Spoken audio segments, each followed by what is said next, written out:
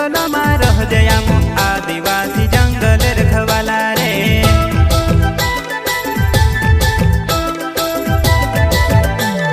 चल जंगल जमीन काजे पूजे रे आदिवासी दुनिया ने रखवाला रे।